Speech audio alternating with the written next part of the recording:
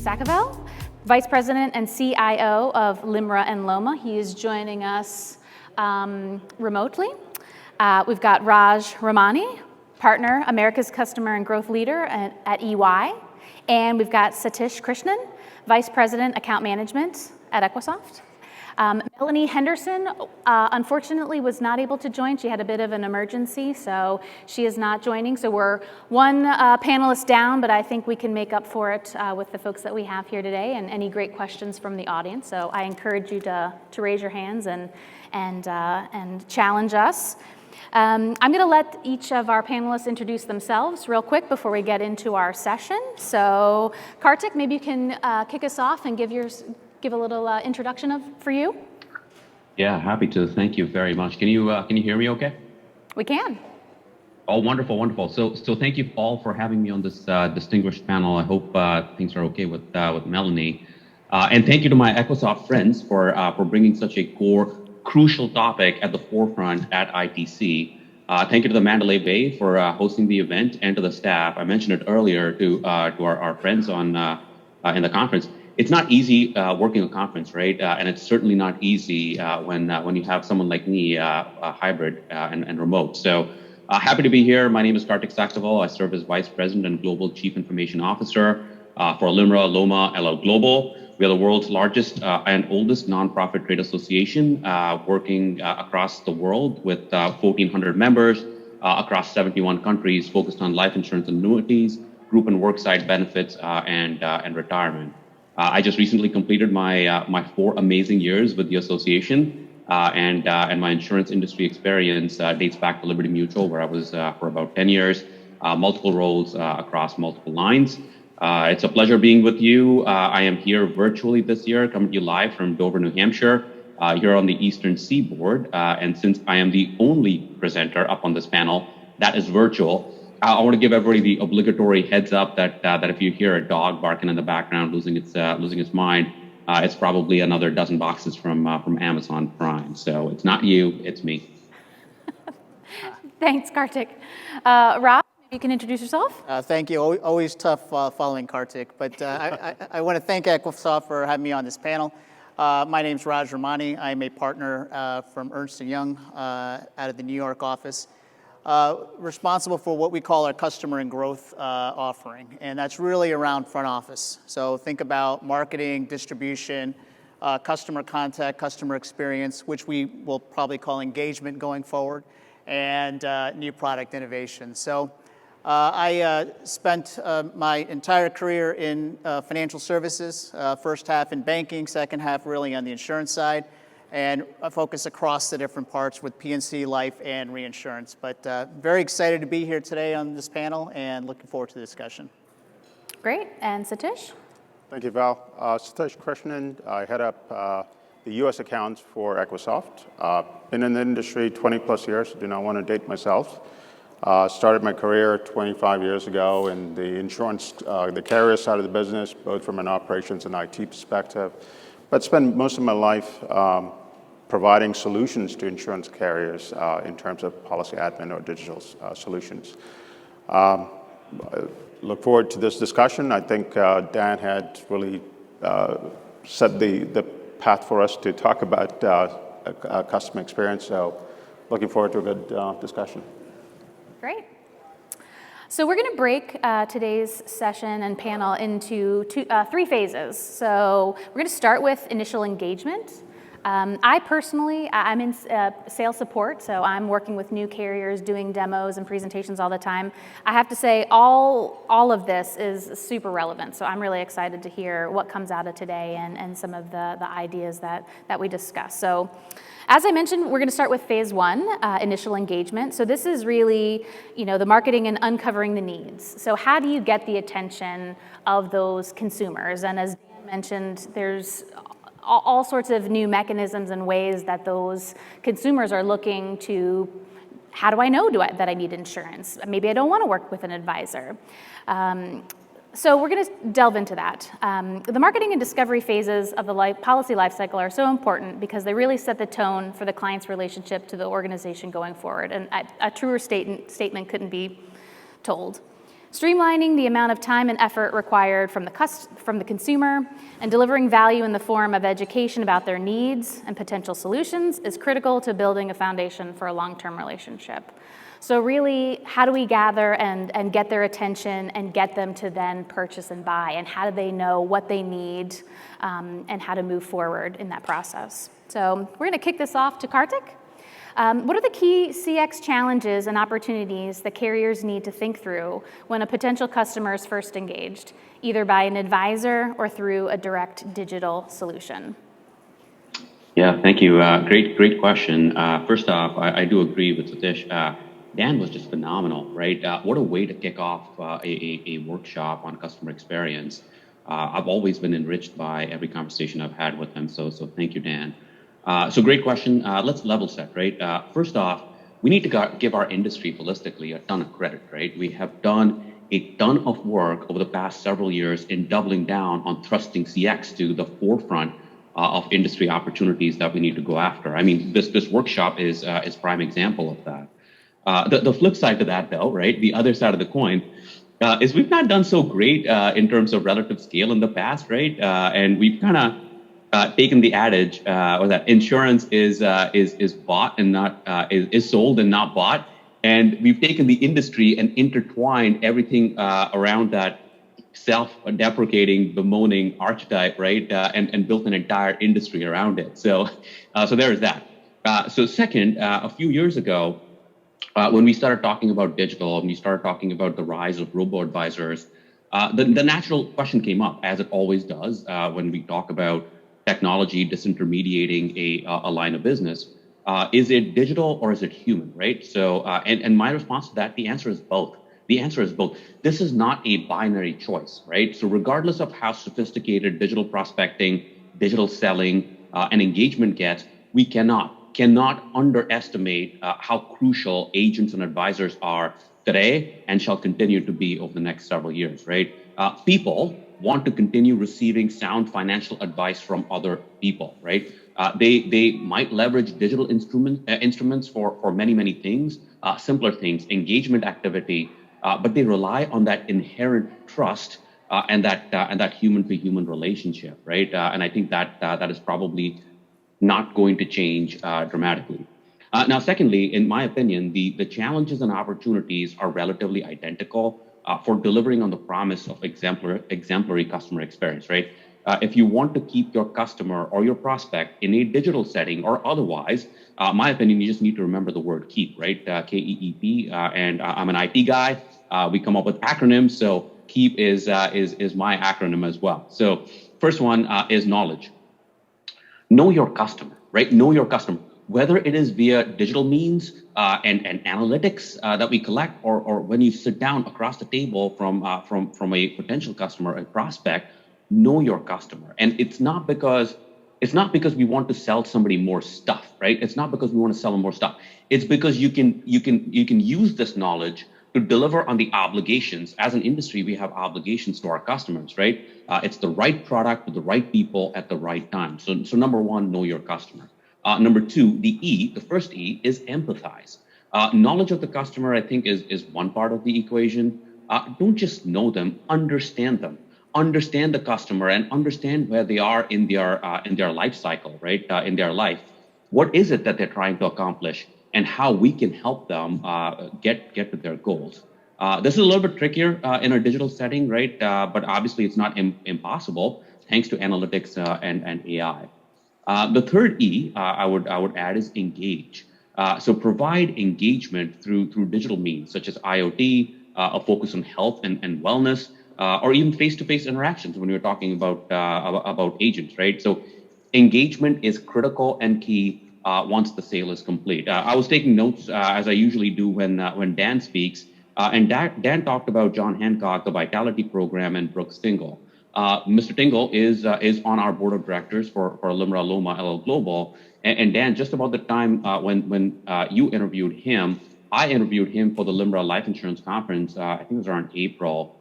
And it was fascinating, right? It was such an insightful interview, primarily because I learned a lot more about the Vitality Program in terms of engagement.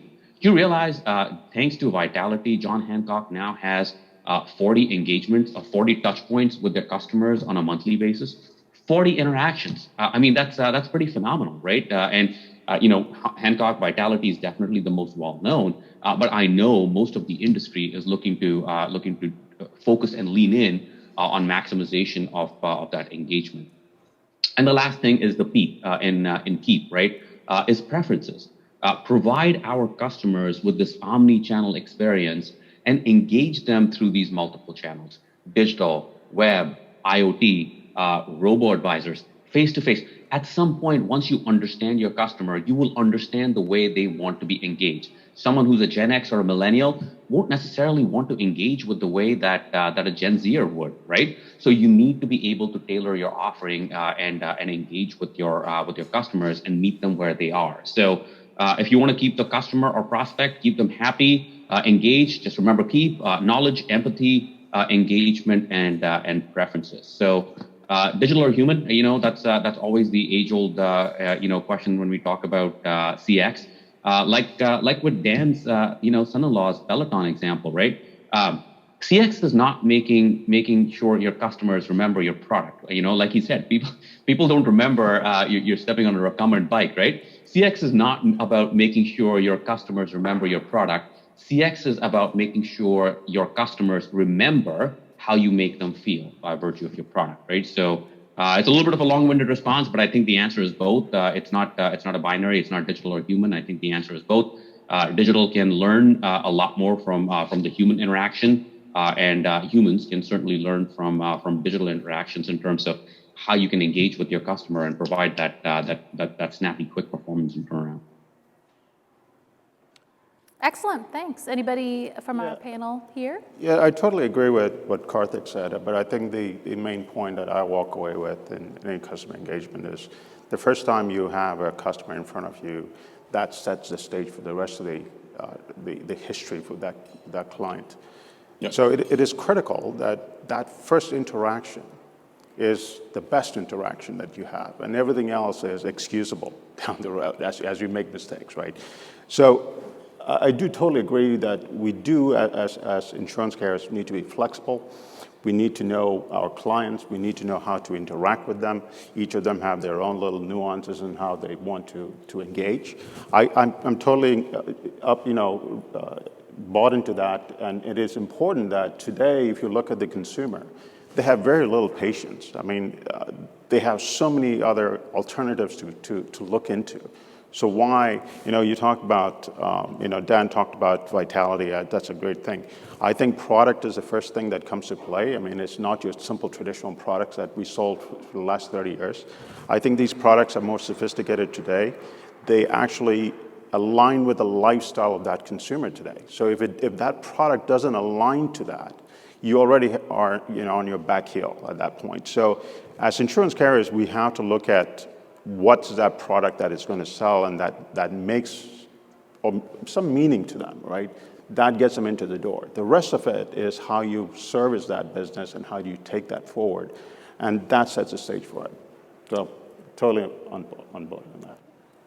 I completely agree with the comments. Two things I'd add, especially in that first encounter with the customer. Empathy and trust, right, are two elements that cannot be overlooked.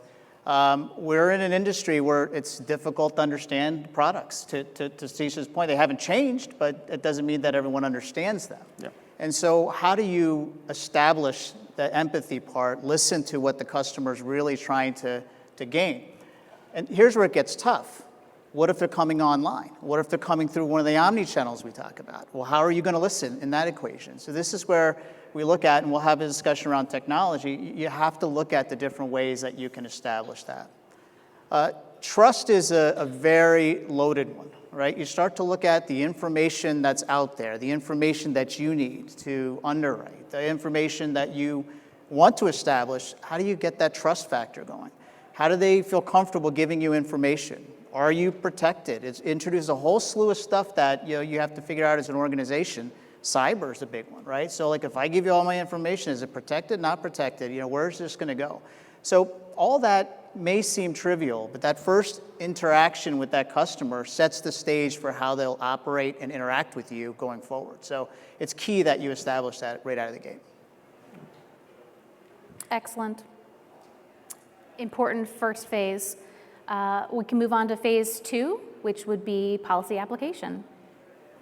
The process of completing and submitting an application through to issuance or decline has come under intense scrutiny recently. Advancements in technology and data management have created the opportunity to accelerate policy onboarding, but the overall client experience is not always as good as consumers have come to expect. Raj, maybe you can take this one. With that in mind, can you describe some of the specific challenges carriers face when trying to create great customer experience during the application process? No, it's a great point, right? You look at it, we're not lacking technology, we're not lacking data. It's all out there. It's a question of how do we use it? How do companies use it? Like how can you benefit? So if you look at the application process and you kind of break it into a couple of categories, we talked about the first one, right? And hyper-personalization is a term that you're going to hear more and more, and it's different than personalization. Personalization was static information that you had on a person and you understood their profile and you made decisions and judgments based off that. Hyper-personalization starts to get into really understanding real time with data and insights and AI, what are the things that you need to know about that customer and how do you help them through that application process. Their early onset of getting through that process is going to be absolutely critical. Now, once they're in that process, you look at it, and it's debatable on how long an application takes, but let's just say it's anywhere between 3 to 8 weeks of process to get an actual end-to-end complete. What does that process experience look like, right? You start to look at, the information that they have. How much information did they have to provide? How much information did they have to repeat? How much information did you pull from third party, from your own internal to actually populate some of this and make it easier for them along the way? So you start to look at that component of it. It's going to be essential that they have a seamless and really interaction, whether it's the advisor, the agent, the end customer, whoever that is, really needs to have a real experience through that. And the final thing I'd say about the application process is really the tracking. Right? It can get frustrating to say, where are we with this thing? And what typically customers start to do is they call the call centers, they call whoever and say, where are we with this stuff? I don't understand. And the expectation is set. No matter what other industry you look at, you can look at Amazon and there you can go look at tracking, where your packages are. You can look at Domino's and figure out where the pizza is in the chain of the pizza tracker. But our industry, it's a mystery, right? Like, where is it in the process? And it's very difficult for our customers to understand that, and it gets very challenging. And the most frustrating thing in that application process that, I think is low-hanging fruit, but we still do it, is we wait for the 5th screen to ask them the knockout question. Like, why is that not on the first question that comes on there and say, you know what, you're in this industry or this sector or this, we can't do this, but here's what we can give you. That's not there. We wait through the whole process, and typically what happens after that, after they get knocked out, is they're done, right? They're off, and they're either going to go use someone else, but from everything I talked about earlier on empathy and trust, you've already broken it, right? So you start to look at it and say, they're going to be looking elsewhere. I just pile on really quickly. What other product do we know of, like a digital product, that actually makes it difficult for their customers to complete that engagement, right? It's mind-boggling. So I think we talked a little bit about this frictionless and lucid experience. Just think about the life insurance contract, and I've been railing against life insurance contracts for a little bit, but they are complicated. They are not easy to understand. They are not easy to consume. And I guarantee, when's the last time anybody read it, right? It's like the iTunes contract. You scroll, and click accept. But this is something significantly more important than the iTunes contract, right? How are we going to make it easier for our customers to do business with us? Think about what's going to happen in the next 10 years, Raj, right? When you have the majority of the buying population being the younger end of the millennials and Gen Z. Like we're trying to serve up Moby Dick to a TikTok universe. It's not going to work, right? We need to rethink our entire engagement strategy as an industry and not just firm by firm. Yeah, and the one other thing I think we got to keep in mind, when we talk about application process, there's two stakeholders in this all the time. You have the agent and you have the policyholder. One of the things I think we tend to miss is, in many cases, is the agency side of the business. Agent is as important as the end customer, which is a policyholder. So keeping that customer experience, just specific to what Raj was talking about, which was, having data points readily available to that agent, paying his commission, paying his or her commissions, statements to that, the status of where the application process is, so that he or she can talk to that end policyholder. I think those are all very critical points, and in some cases, we tend to focus on one side versus the other, and I think when we talk about customer experience, it's that holistic view of what our business is all about, right? I mean, it is not just John Doe who's trying to buy a policy, but it's also about Jane Doe who's trying to sell a policy. And I think it's important that when we talk about solutions, that we don't ignore one side versus the other. We always have to keep both those factors in mind. I deal with customers on a regular basis, providing solutions, and the first complaint I get is I have an agent screaming at me because I don't know where his policy is or what happened within that process. And it is imperative for us to consider that, because the bread and butter of the business that we're in is to sell that policy and for that agent to sell that policy. So when we talk about the experience, you have to look at both sides of it and provide a balance between those two so that it is a full-fledged experience for that business. And it also creates brand loyalty. I mean, agents can go, independent IMOs will go and sell any policy out there. So why wouldn't you even broach that by giving an option for an alternative? So it is a highly competitive market. It's from a product perspective, you have these, again, when we come back to Vitality, John Hancock may have been the genesis of those types of lifestyle products, but I have clients today asking for those types of products, right? So yes, they may be in the forefront, but you have others that are following in that footstep, which means that they're also targeting the same demographics of policyholders and agents that want to sell that, not your traditional old, 10-year term or 20-year terms. They're more sophisticated products that require more nimble and more real-time data back to those sources so that they can make those educated decisions and they can stay and they are brand loyal to you at that point. So. Excellent. Raj, maybe we can do a follow-up and talk a little bit about how technology can help to remove or reduce these frustrations that we see during the application process. No, and technology is changing, and for all the folks that are here, you're going to hear about a lot of technology. So I probably do it a disservice on the next couple of days on the things that you're going to hear about how the different technologies do fit together between telematics, right? We just talked about recently about the John Hancock case around how telematics are used. Even on the PNC side, you have drones, you have IoT, you have blockchain.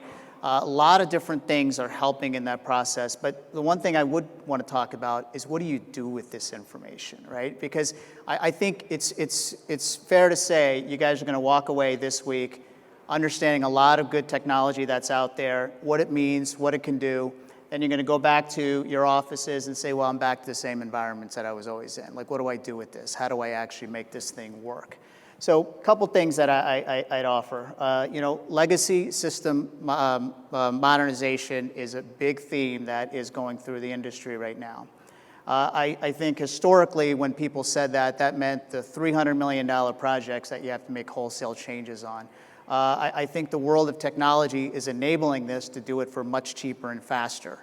That doesn't mean that you don't have to replace it, but what it means is you can encapsulate it and you can actually do things faster in the meantime. Microservices is a component that enables that. Cloud is a component that enables that. These are all things that everyone uses today, but how do you actually make that applicable is going to be critical to making all of these InsurTech capabilities we talk about a reality. Otherwise, they're just going to be cool gadgets that will just sit on kind of the wayside as you move forward with this. The other thing as we look at, we talked about omni-channel, right, as a key component to this. If you think about when websites were first created, everyone wanted a www website, right? That was going to be the key mark to everything. Once I have that website, life was good. Fast forward to where we are right now. That's not good enough. You look at that and say, well, that's all fine and dandy, but what do I get out of this? It's got no capabilities, no functions, no self-service, all these things that were never contemplated. That's where we are in the omni-channel journey. Like we're at that point where we're saying, yeah, you need a mobile device, you need access to it, right? You need to be able to go through a website and do that. You need to be able to go to an agent. But how they're intertwined, the expectation of our customers is starting to change drastically more than our industry is able to change with that. So you start to look at and say, unless we figure that out, customers are going to have their own expectation of what's going to happen and how that's going to work. And then the final thought I'd leave, and I'll open it up to the panel here, is I think there's going to be more ecosystem plays, especially when you look at technology. It's great we have life insurance products we have right now, but what about financial wellness? What about banking products? What about retail? The entry points are far vast reaching than we have right now. Before it was traditional. Go to an agent, buy life insurance, kind of, that's just the way it worked. But the channels that are coming in right now are starting to become broader and bigger, right? So how are you going to be able to hook into those from a technology perspective? So that's one thing I'd look at is to say there's a big trend that all of our industries are going through, and we have to solve for it. Yeah, and Dan had flashed a stat out there about what happened last year, right? 86% was spent on digital technology in 2020.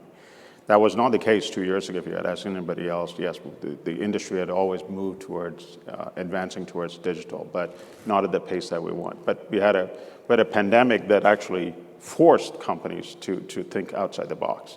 The real point, though, is the technology exists. The question we have to ask ourselves is why we continue to be restrictive in how we do business, right? I mean, so I'll take a simple example, a portal, self-service. We offer that to clients today. Policyholders can do some transactions against their policies, but we don't, as insurance companies, we are very risk averse. We want that control. We want that touch with that end consumer. So we restrict certain transactions to be actually pushed through from a self-service perspective. But we have data, we have the technology, we have the data that can actually take that fear away. We shouldn't be afraid of allowing someone to go into and transact a certain transaction within their policy, whether it is moving money, maybe taking out money, taking a loan, or doing a claims, right? So the P&C side has been so far advanced in this.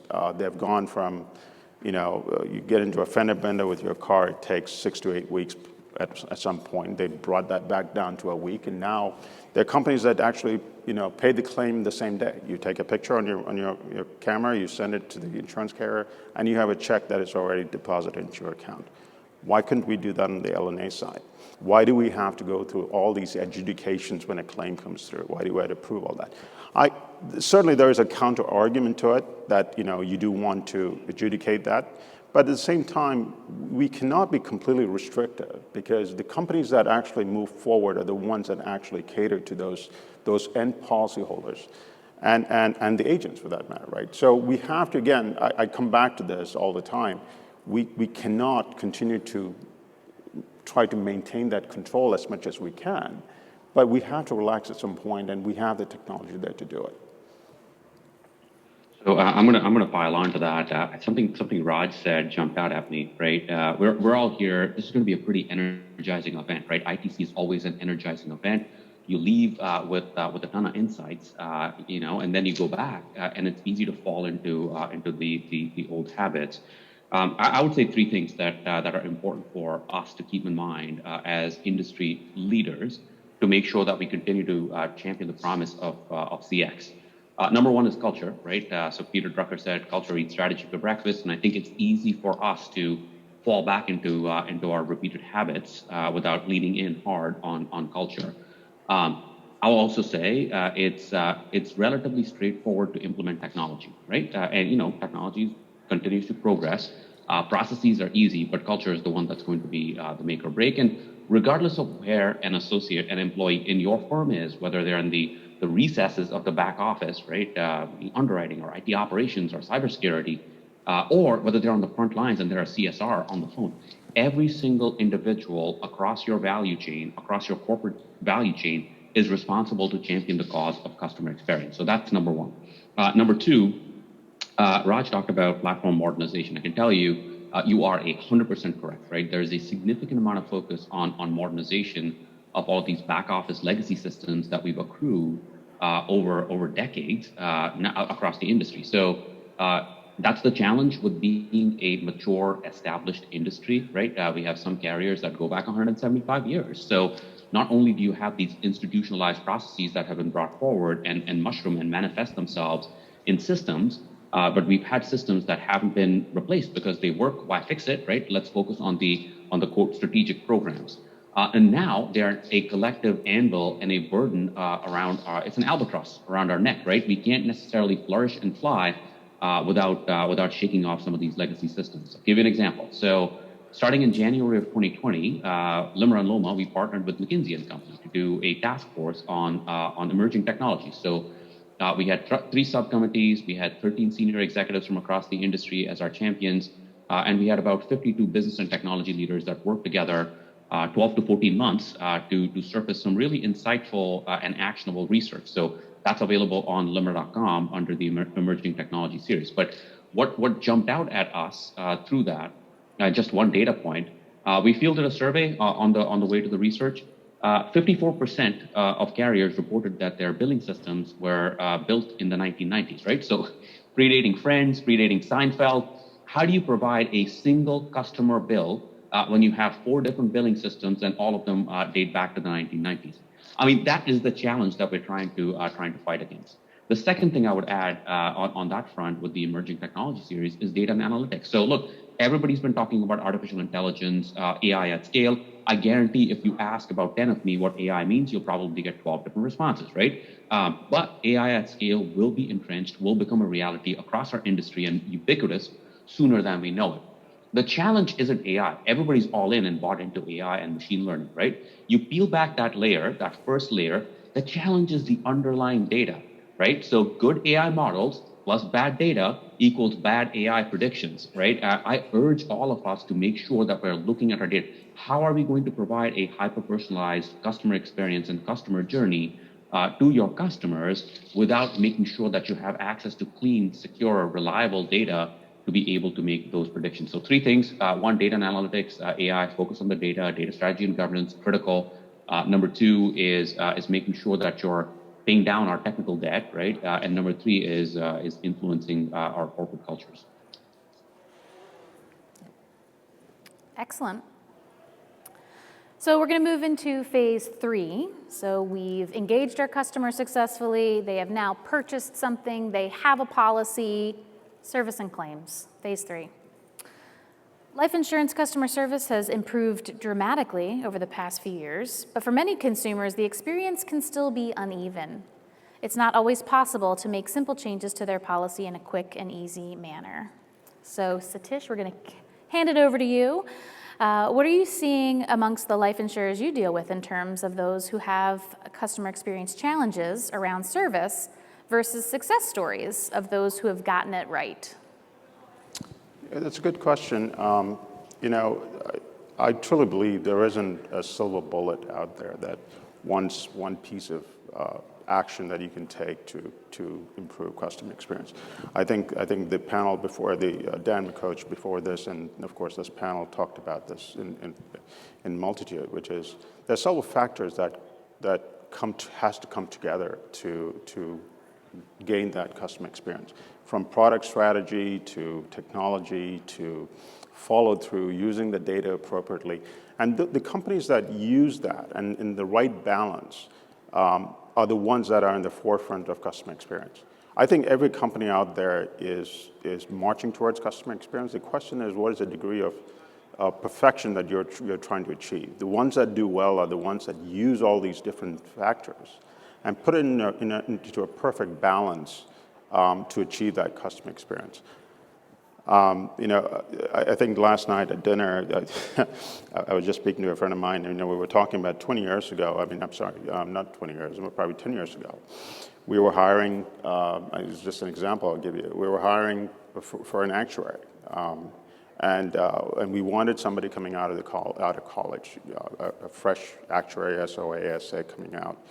And as my HR started looking at the background profile, we noticed that he had a video of being drunk and unruly, and scratched him off. The list just scratched him off, not without thinking about the other data points that he could have provided, right? I mean, we just centered that analysis is based on one data point, and rather than looking at the plethora of data points. I mean, and so it's important for us when we look at these different things that we're not, a single focused. We have to be multidimensional. We have to look at everything in front of us to provide the right decision in making those things. So the companies that do that are the ones that are really in the forefront. The others, they're managing, and the question really is, how do you improve that? And so certainly, the same factors: product, strategy, the changing your processes in terms of, I talked about process simplification, removing those restrictions that we have today that we have self-imposed on ourselves to maintain control or perceived control of things. I think we just need to start thinking about things a little differently, and we need to be relaxed, and we need to trust what we have in terms of technology to support that. And once you do that, I think you will see the companies that I deal with, and I deal with about 15, 20 companies in the US today, there's only a very few percentage of those that have achieved that goal. The rest are trying to achieve that goal. And the only way to do that is by using that balance across those different factors.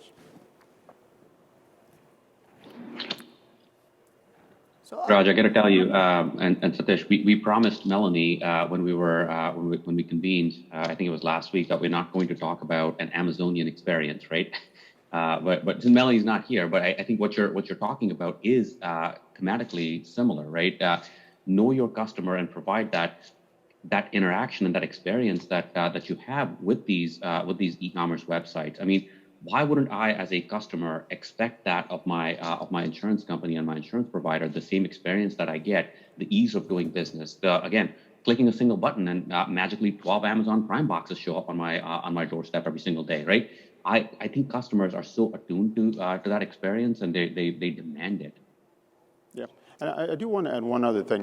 With the data that we have available, you don't have to, the fear of losing touch with the agent force or agency force or with the policyholder doesn't have to be. I mean, you have the right data, you use the right data, you have the clicks that come through, you know what that agent or policyholder is doing on those policies. You can do the outreach. I mean, that is a connection. That outreach has to happen. So you don't completely rely on technology, you don't completely rely on data, you really, again, coming back to that balance, you have to use those things in the appropriate manner for us to achieve that end customer experience, and as we go through it. So. Yeah, I mean, I think the only thing I'd add to the discussion is I'd say historically the contact centers have been more of a cost play, right? How do I make it more efficient, right? How do I get the customer in and out, right? Has kind of been the mindset. A lot of companies offshore a lot of the components and say, I can bring down costs and bring it really to a point where it's applicable. I do think that the mindset is really now, how do I use it more of a competitive advantage, right? How do I get next best action in there? How do I actually figure out what it is that I want to drive out of the contact centers? Typically, why are people calling into contact centers, right? They're either trying to do something new or they have a claim, right? I mean, there's an issue. They're not just calling just because they're trying to be friendly, right? There's a reason they're calling. How do you take advantage of that? Because it's not something that happens on a frequent basis, but when it does happen, you need to be able to make sure that you can make sure you capture the right messages that you want from them. A question was asked previously about omni-channel. A lot of our clients struggle with it, not just with across channels, but within the channel, right? You look at it and they're like, oh, we have a mobile device so we could do that. But then there's 5 different units within the same company that send out the same messages to the same customer, right? There's no unified way to handle that. And so you start to look at it, and so omni-channel is not just across channels, it's within the channel and having a holistic picture of what the customer is going to experience.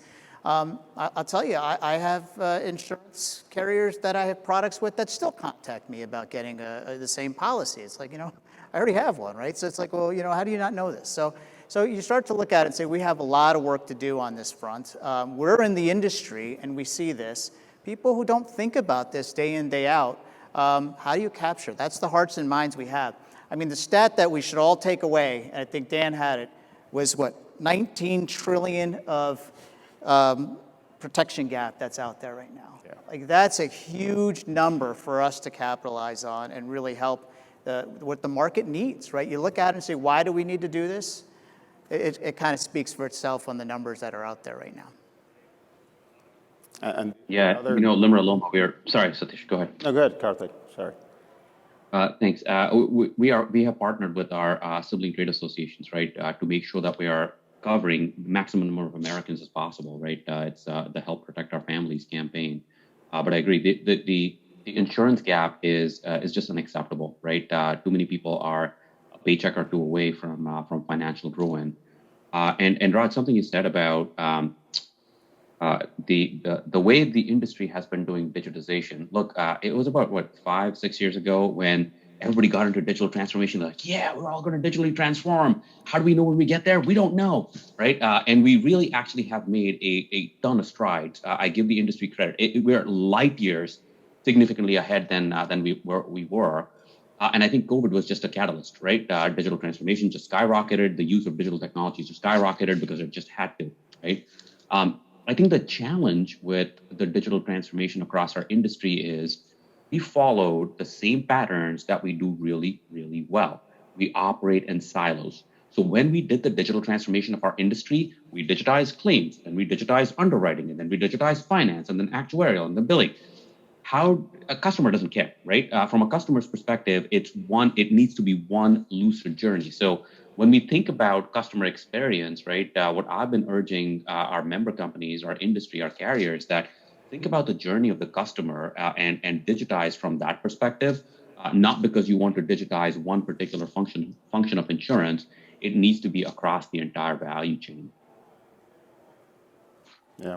The one other stat from Dan's presentation that actually resonated with me was the 44% of consumers actually get a knowledge about your product or services from friends and family. That is a staggering number, 44%. I mean, just think about it. So why wouldn't customer experience be in the forefront of everything that we do today? 44%. I think the next number, Dan, I don't know if Dan's still here, 33% comes from agents, and then the rest of it is, an educated consumer group that actually can, surf the web, find out. You have ratings on products, you have ratings on companies. So it is imperative for us to not to just ignore customer experience. I mean, or just be mediocre at customer experience. It is important for us to use every tool that's handed to us. It is to remove all those roadblocks and those restrictions that we impose on ourselves. It is all of those things that actually, result in the perfect customer experience. Is there a perfect customer experience? Maybe not, but at least we can try for perfection. And the only way we do that is by utilizing all of those tools that are in front of us. Excellent. Well, thank you, panelists. I'm going to open it up to the room for questions. Anybody, I don't see any on the LinkedIn Live, but anybody in the audience question for our panelists here? Oh, we got one here in the front. For those of you that are new, please come to the Equisoft booth at booth 223, and we'd love to talk with you more. Great panel discussion. Again, from the previous discussion and this, we've talked extensively about creating a culture within the insurance industry centered around customer experience. Any suggestions on best practices to create this culture in terms of measuring and reacting as an organization? Well, I'll start. I think it is about hearts and minds, right? Would be my take. Changing culture is not easy, right? Especially when you look at the bigger companies, the more tenured companies that are out there. You have a sense of your own culture when you start to look at how the foundation has taken place. I do think as you start to look at the war on talent that's going to be in our industry and really trying to get the right mindset thinking out there, it comes from treating your employees as a customer, right? And I think that's the one thing that we've seen successful companies do is we've always had the debate, who's the customer? Is it the agent or is it the end customer? I think what's changed in recent is employees been added to that equation for this very reason, right? Because I think you can't just say we're going to change our culture today. You can get a new CEO and to try to change that is going to be very difficult. You have to change from within, right? And so I think that's where we've seen most companies, successful companies do this, is get ahead of that by having their employees at the forefront. Yeah. Other questions here in the front?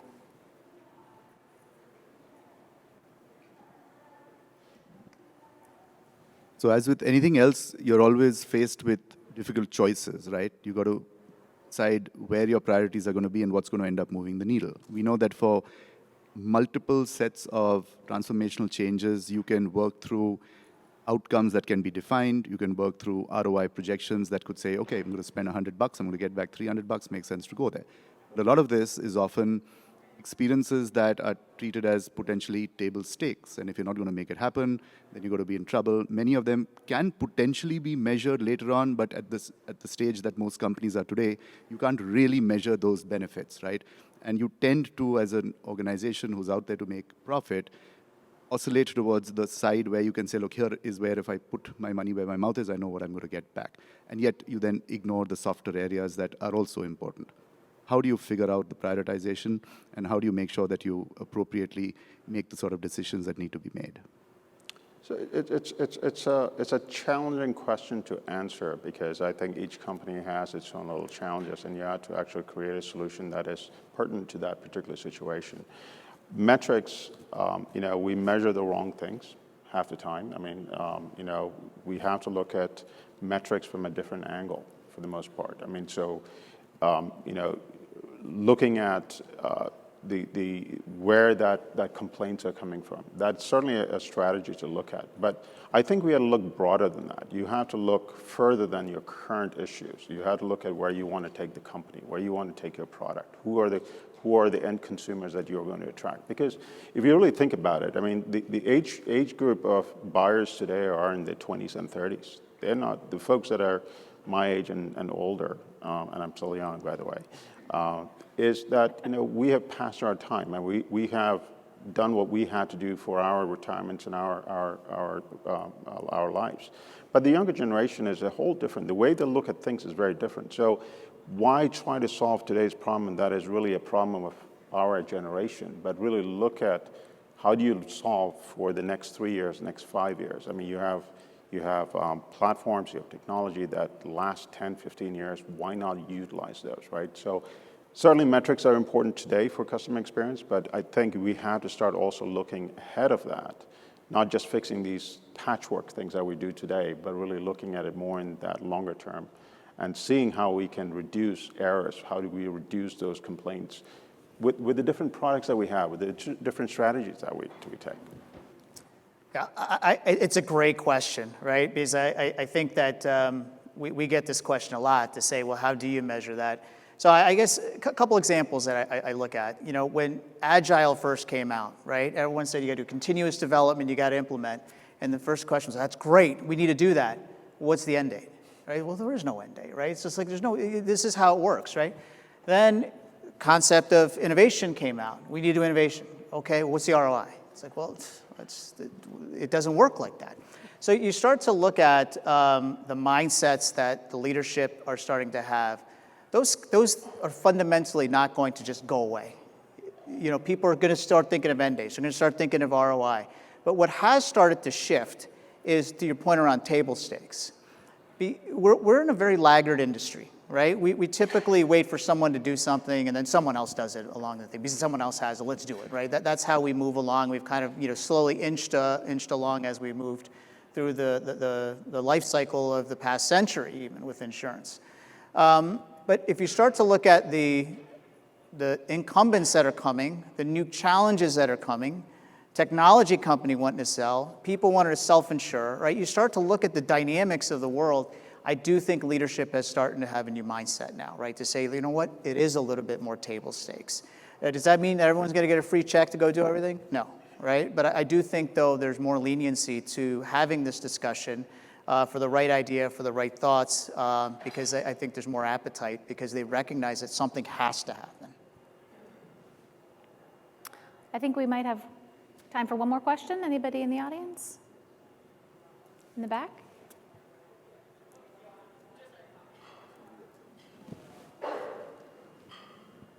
Hi, thank you very much. Great presentation and discussion today. I had a question on the life insurance process onboarding. It's still pretty common to have laboratory tests done, APSs ordered, and that really radically changes the customer and agent experience, and quite honestly relates to a lot of not taken up rates. So when do you envision that process will be like a credit score underwriting coming through, and how long will that take to get there? And what are you gentlemen doing to kind of help move that forward? Karthik, you want to take that? I don't know. Yeah, happy to. So I'll just cite a really quick data point. Fluidless underwriting, automated underwriting, I think most organizations across the industry are doing some form of accelerated or automated underwriting, right? For a variety of reasons. One, operationally more efficient, right? Keep costs low. Two, from a customer experience point of view, what is the most intrusive part of the policy writing process, right? It is just these paramed exams. And number three, it's a generational thing, right? No one wants to do intrusive paramed exams anymore. So 2017 was the first time when LIMRA research revealed that companies are moving. I think it was about a 50, and don't quote me on this, right? It was about a 50-50 split on organizations that had implemented some level of automated and accelerated underwriting. That number jumped to about 62% in 2019. And it wasn't until 2020 when it's now a pretty solid majority, right? I think about 3/4. But also, it was also the emergence that we realized in our research where carriers are implementing and ingesting external data sources, right? So whether it's medical history, driving records, credit scores, whatever else. So and again, I don't have any specific evidence, but just anecdotally, the way that this has gone over the past 5 years, I think the current trajectory, this is going to be relatively commonplace in the next 3 to 5, right? Just based on the way the industry is trending, I think it's going to be critical for us to make sure we do that. The one thing I'll add to that, though, is absolutely true. But I think, when you're talking medical information, that is a highly sensitive data that we're talking about. So when you're attaching a credit score to a human being, it has far-reaching consequences. So I think, in my opinion, just my personal opinion, I think it's going to be harder for us to get to a completely, a credit given based on your profile that can be shared. So with HIPAA laws out there, I think this is something that there's going to be a challenge for us to have a completely automated end-to-end, underwriting solution that happens just because we have those restrictions and that sensitive data that is out there. So it's certainly, I agree with Karthik. I think in the last, 12 to 24 months, I have seen clients go to more an automated underwriting with almost real time. I mean, you come in, you send the application, it goes to MIB, it comes back. You have the without a true actuary that's actually running the risk profile on it, based on those factors, issue the policy. But I don't know if we will, at least, I haven't come across a client today that wants to get to that profiling stage just because of those HIPAA laws and other things that come in the way of that, and just that sensitive data that we're dealing with. So. Excellent. I think, was there one more question? I think we can squeeze in one more. Good participation, everybody. Gold star. Really appreciate the engagement. Go ahead, sir. Appreciate it. So you did bring up that tracking the policy or transaction in the value chain is a common challenge across the board. Have we had any breakthroughs or any use cases that you can share? I didn't actually hear that question. Could you repeat that again? Sure. Can you hear me now? Yes. So tracking the policy or a transaction in the value chain has been a common challenge across the board. Have we made any breakthroughs, maybe if not a complete solution, anything in piecemeal that you can share or talk about? I have not. Is the question, have we been able to track the policy from end to end? Is that Correct. Like in a supply chain, you have RFID and you figure out where the item is, the examples that you were quoting. In a insurance industry, it's really hard to figure out where the application is, what status. Oh. That leads to a lot of rework or customer dissat to an extent. So I know you spoke about technology, but have you figured out a solution yet, or anything that you would like to share? We have figured out, actually, the technology exists, yes. I mean, anytime in the application process where that policy sits, whether it's an IGO status or NIGO status, what is missing, all of that is tracked today. The question, though, is really how are you using that technology, right? I mean, it's there. I mean, so if somebody's not going to take action on that, then it defeats the purpose of that. So it's true. You have e-applications, you have straight-through processing that goes through. It hits a bump in the road, missing signature or missing 1035 exchange on an annuity coming in, the money has not come in, the policy is not issued, agent is wondering where's my check for my commission, the policyholder is saying why isn't my policy issued, So that data exists today. The question is how quickly can you take that data and transform that and do that outreach that we talked about, right? So that outreach is it's a critical part of customer experience because before you have that call coming through either from the agent or the policyholder, you can reach out to their client. And it doesn't have to be voice. It can be an email. It can be another form of correspondence. All of that exists. The problem that we have is how we don't utilize some of those things today. And where it becomes more, gets backlogged because there are other things that are in the way of that. That is really where the challenge is. So when you start moving more towards a more seamless technology and more seamless things, I do believe that those types of things will go away. I mean, those types of issues will go away. But we do need to use that. I mean, we do need to take advantage of those things. And I think that is where the challenge is today. I don't know if the panel has... The only thing I'd add is I think machine learning is probably the best case that I've seen that we've used. But we have not mastered it end to end to do that. It's been in pockets, right? And to Satish's point, how do you reduce the amount of volume and exceptions? I think we are getting better at that. So this is one where I think we just don't have enough data points to say that we could do it across the value chain. But I think that's where it's headed right now. Excellent. Well, I think that wraps up our session right now. So thanks everybody for your participation. Let's give a round of applause to our panelists. Thank you so much.